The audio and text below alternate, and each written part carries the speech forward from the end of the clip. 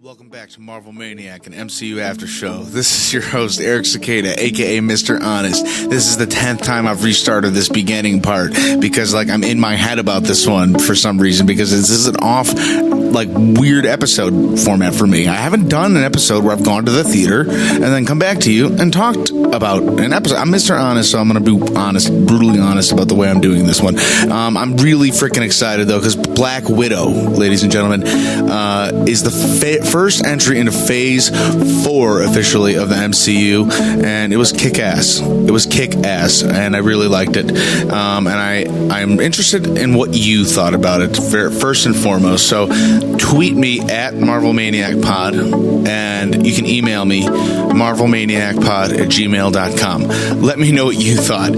And yes, so if you're new here, we are also covering Loki right now, which is going into its final episode next week.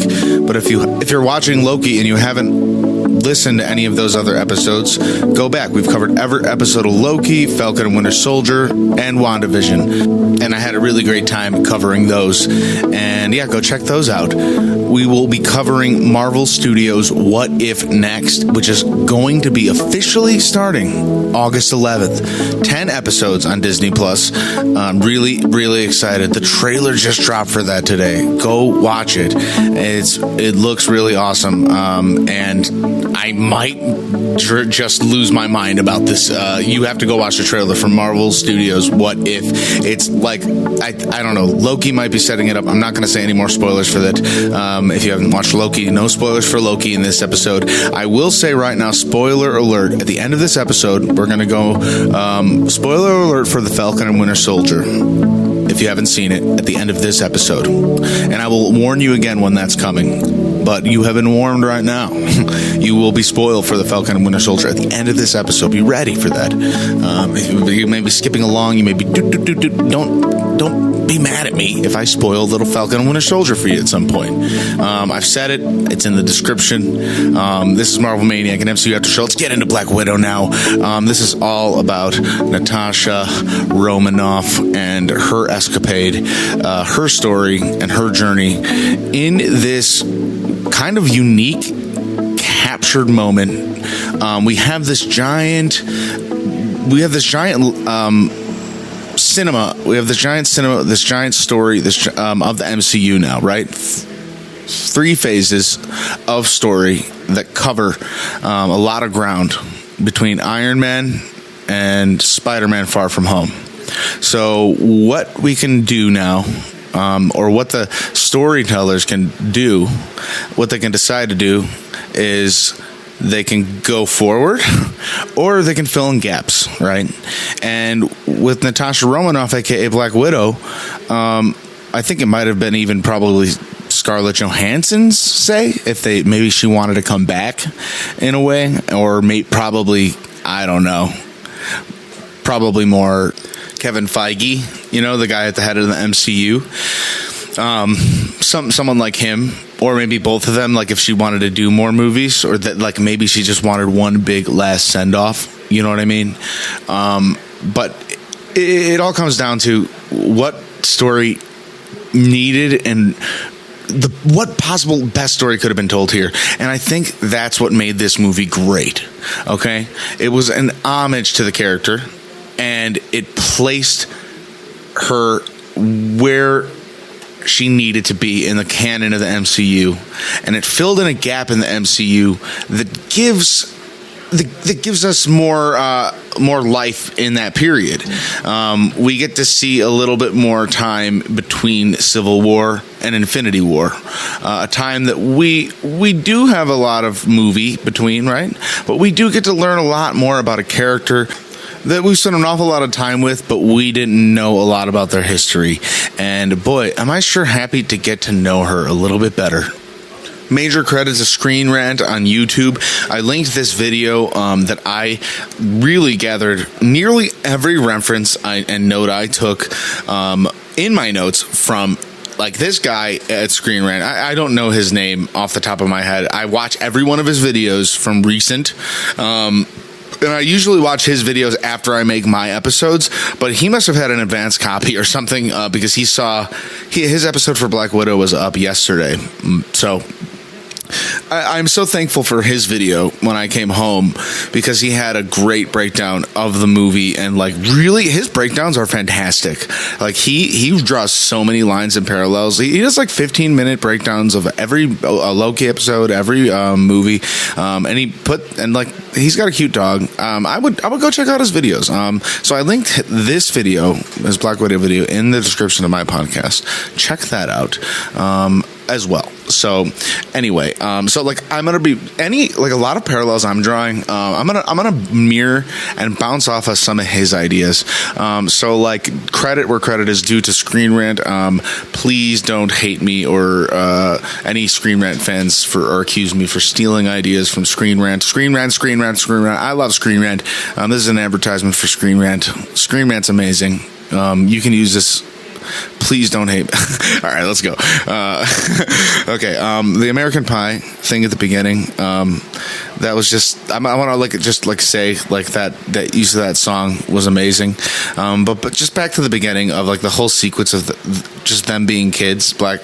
Natasha and her sister Lorena. Am I saying her name right? Yelena. Natasha and Yelena. And the whole parallel of them mirroring each other in the backyard, them doing like the backwards stilt thing where they're mirroring each other.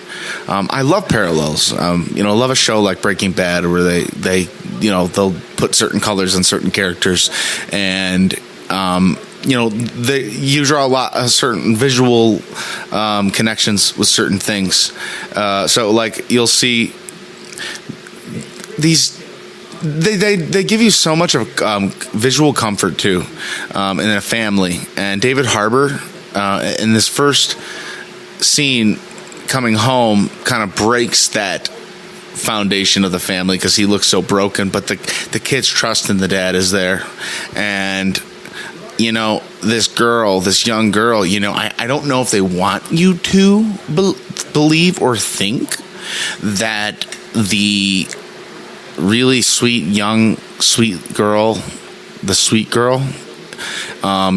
young Yelena is supposed. Are you supposed to think that that's young Natasha? Like I thought that was. I totally took her as young Natasha at first, but it was the other girl. I had them mixed up, and I don't know why that is. Until she took the gun. I don't know. But that was my bad. But then the parallels were really good, and like I said, at Screen Rant, a lot of these connections are, But I will say. I will say, like I figured, like the thing where they were mirroring each other. I almost was gonna say, is her sister gonna be Taskmaster? When we're going into this movie, because I knew that Taskmaster mirrors people, but it was almost like just maybe a foreshadowing to Taskmaster being the villain. By the way, the reveal to who Taskmaster is, but we'll talk about it. But that was pretty big. That was a big deal, and I like that. This movie was engaging, and it was just a really good decision to go see it in theaters. And I don't want to talk about that too much because if you haven't yet and you already have seen it on Disney Plus and you're still wondering if you like, I am not trust me, I'm not running to the theaters with cash in my pocket, and trust me, I had an old AMC Stubs subscription which I would not get right now. That I had, they literally, out of the grace of God, they gave me a extra month on from before quarantine. I'm like, oh, I get to go see Black Widow. I was like, fantastic. I'm gonna go see it. It was free. It was awesome. It was awesome. But if you saw it on Disney, it was good to see it in theaters again. It was a good experience to be back in the theater seeing a Marvel movie. But just to be seeing a new Marvel movie again, come on, how awesome is that? And the nostalgic feeling of it being set in that time. At first, I'm thinking, are they going to maybe trick us and do something where, like, oh man, is she secretly like alive post Endgame, and this movie's going to take place post Endgame, and like she somehow survived and like made her way back from Vormir, and like, what if they did something like that? And I'm like, well, why would I like theorize this going into the theater? Because it's not possible. It's just not possible. And I was a little tiny, itty bitty tiny, a little bit eeny weeny disappointed at first that we were stuck in this time period. But then once you accept it, it becomes almost like, I don't know, everything is so stapled in the MCU, and like Infinity War is such an iconic movie to me now, and Endgame, and I mean, I'm going to speak for myself because I almost want to speak for the whole MCU community. Like, it's such an iconic movie to us. Like, I can't say that, but like I want to, because like it's such a big movie.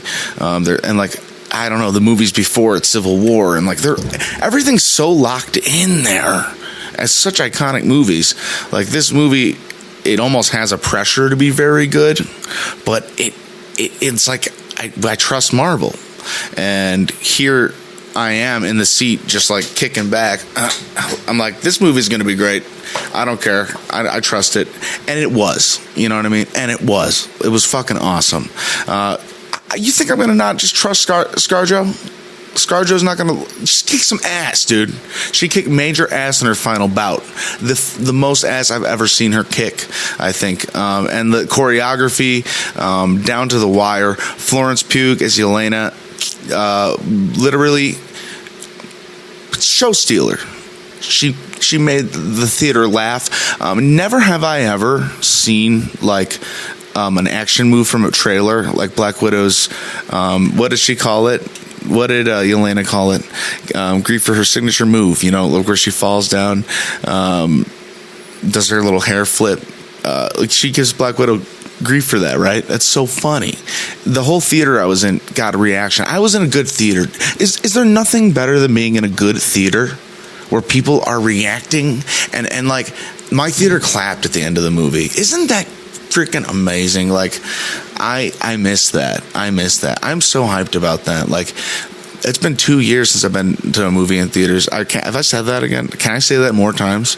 I mean, post quarantine, guys, it's chills on my arms, because human connection is a big deal, and something about cheering on an Avenger, fighting for other humans, with other humans, it's just an experience. And yeah, and I hope like some of you humans got to experience that, and I hope even if you're with, like, you paid that $30 on Disney Plus to experience that, I hope you're experiencing that with somebody else too. And like, yeah, and like at the end of the movie, by the way, like, me and some dude at the post-credit scene, we fist bumped because of how awesome it was. I didn't even know who he was, and he didn't know who I was, but we were just so pumped. All right, it's time to bring the show over to our Marvel Studios. There are 1.8 million Avengers that are joined over there, so I would join them right now. And I accidentally just unjoined them and rejoined, so I probably just ruined my joinage or whatever. Followage. I don't know what it is on Reddit. I've been on Reddit for a long time, but I don't know the lingo. I sound like an old person. So Mr. Folgers 83 says Florence Pugh was dope as Yelena. I agree. Top comment in response to that was agreed. Such a gem. Pin it. I agree with that as well. Hingle McCringle said, 273 says, I'm just glad David Harbour survived. That's really funny. David Harbour as Lexi. Yes. He was really good. David Harbour as Alexi. What did you guys think? Alexi, aka Red Guardian. He was the long-lost father of Black Widow, Natasha, and Yelena. I keep calling her Yelena. It is Yelena. I don't want to get that wrong. She was so good too. The acting is beyond amazing in this movie. I thought he was wonderful, and he kicked a lot of ass. Kelly X42 replied, That actually surprised me that he survived. LOL. Ever since the first trailer, my friend and I were convinced he was a goner. Me too. Nope. The Crimson Dynamo, Red Guardian, lives on. I love it. Hingle McRingle replied, for real. Thought he was a goner. Why did I think he was a goner too? Because I don't know why, but did anyone else think like this movie was supposed to take place before any of the MCU, like way before, like all of this, like before Avengers? Anyone else? I don't know. I don't know. So the next comment, you guys go hold off Ross. You guys go, I'll hold off Ross. Are you sure? Because those cars are still pretty far away. We have a plane right here. Yeah, I'm sure. Besides, I have to go be in Infinity War now.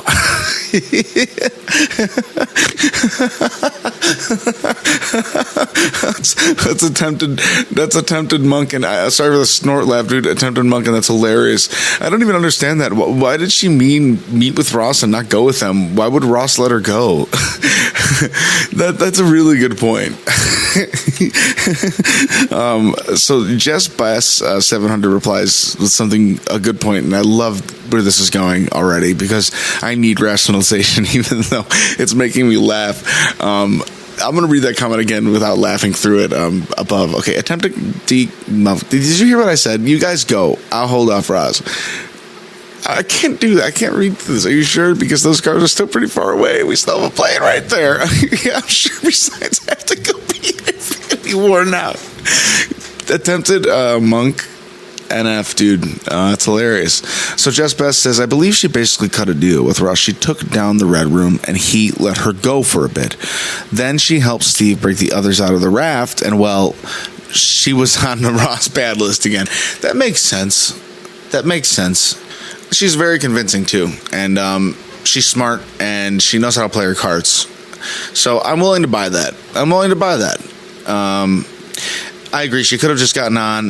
They cut the scene of her and Ross cutting the deal, though. There are shots of Ross at the crash site in the trailers, so it probably would have explained it and it fit better, but maybe it screwed up the pacing a bit. I don't know.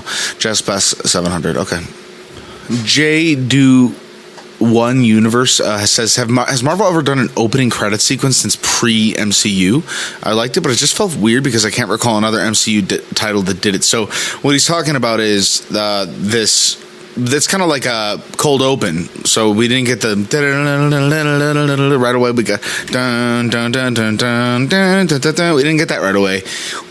We got our cold open, then we got that. We got the opening. So I love that too.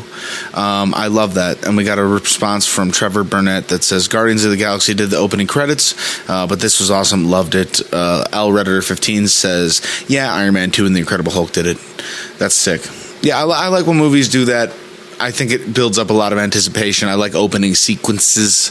I think movies tend to do it anyway, whether or not we are getting that build to the credits, Marvel credits, because if not, they're doing their own, like Iron Man or, Loki or whatever it is, By the way, Loki's been great, and I'm going to remind you one more time. If you haven't been watching Loki, we do have a Loki after show, which we do break down a little more comprehensively and a little bit differently, since I do have the episode a little more in front of me than this movie here. I thought all of Widow's fights were epic. Each one of Taskmaster's abilities, you could tell they completely choreographed him, identical to the Captain America. I think they went mostly off of Cap, but if you look way closer, I'm sure they had him do a ton of other heroes. But I love when they pull out the Black Panther claw, and he pulls out the Hawkeye arrow. I mean, there's a bunch of moments where she does the signature moves. I'm sorry, it was a big deal at the end when they revealed that it was Dracov's daughter. And how about that? Loki's one line in the Avengers, Dracov's daughter, man.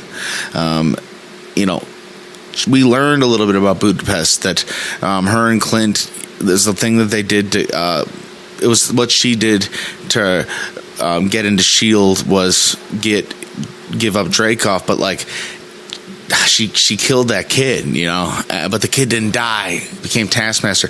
The aging of that kid is a little curious to me. Like, how old was she and how old is the kid in comparison? A little confusing to me, but we'll move on from that. Like, the Taskmaster looks older.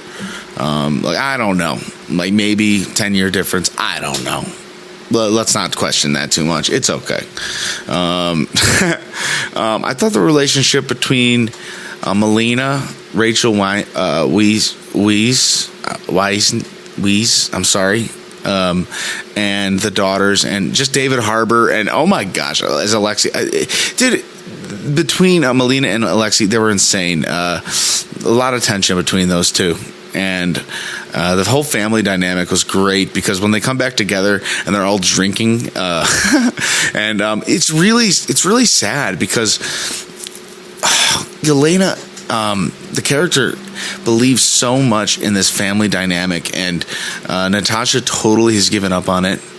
And on the outside, but there's this still sense that she cares a little bit about it, and Melina has this little bit of a feeling of caring about it, but Yelena really cared about her family, and that time meant so much to her.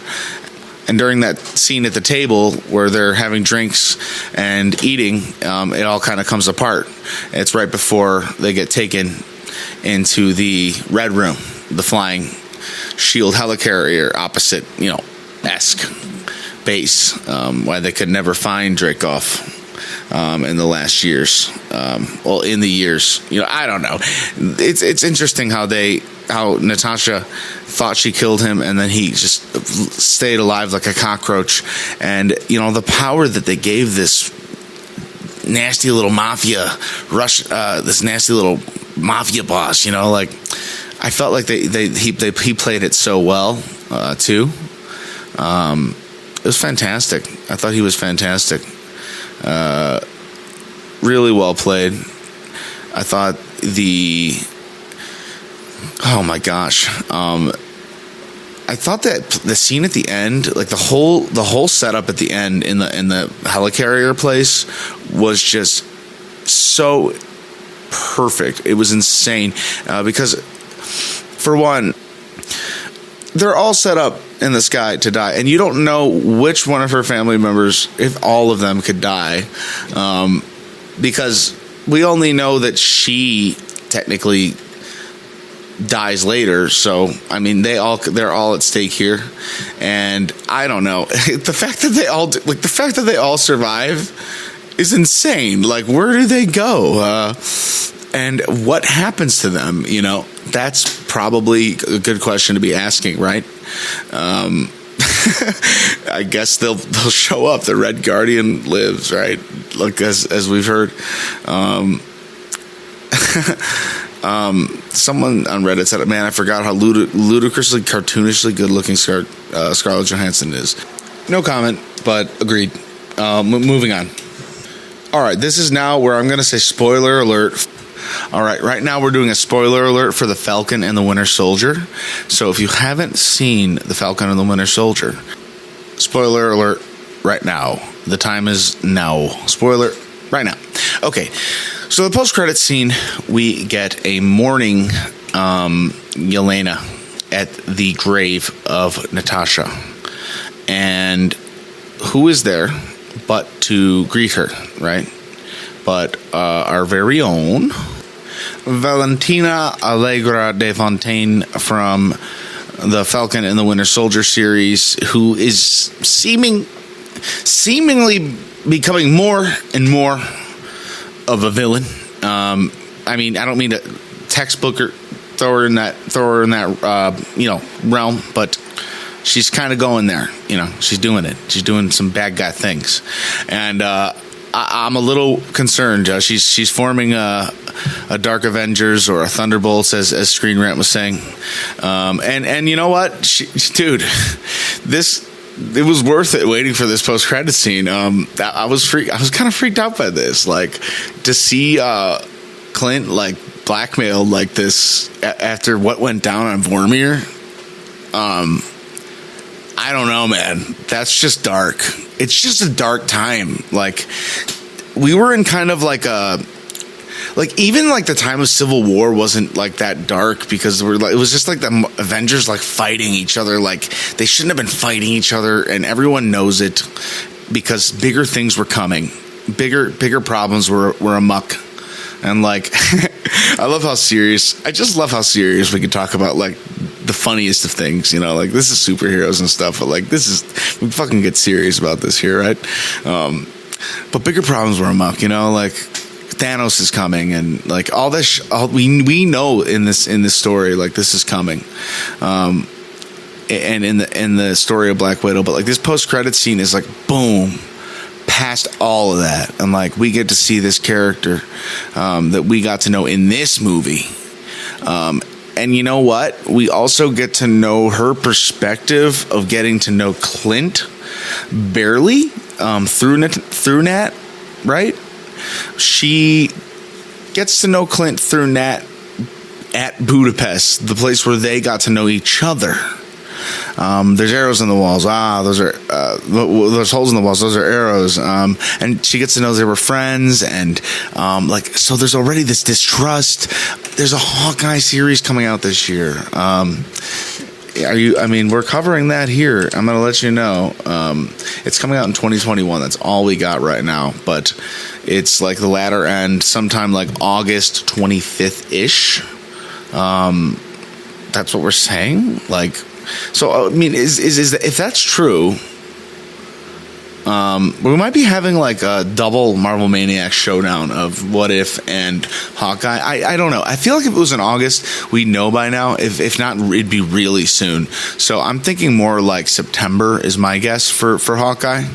And when Hawkeye comes out, it's going to probably, if not, I'm going to guess, strongly that it's going to feature Yelena as an antagonist, if not mainly an antagonist, putting Clint to trial for apparently killing Nat. I'm going to do my best to do a follow-up discussion with this with my buddies on our after show for Loki, which will be the week following, not this Wednesday, but the next. So Loki finale, the week after that, we'll have our after show for Loki. And we'll be discussing the series as a whole, and then possibly a little bit of Black Widow.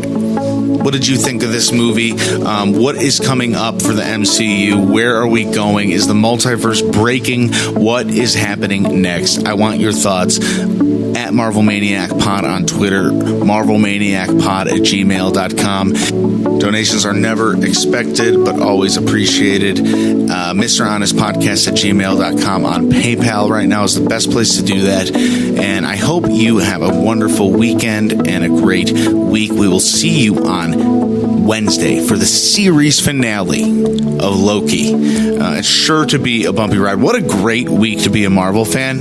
Am I right? Until then, Avengers, disassemble.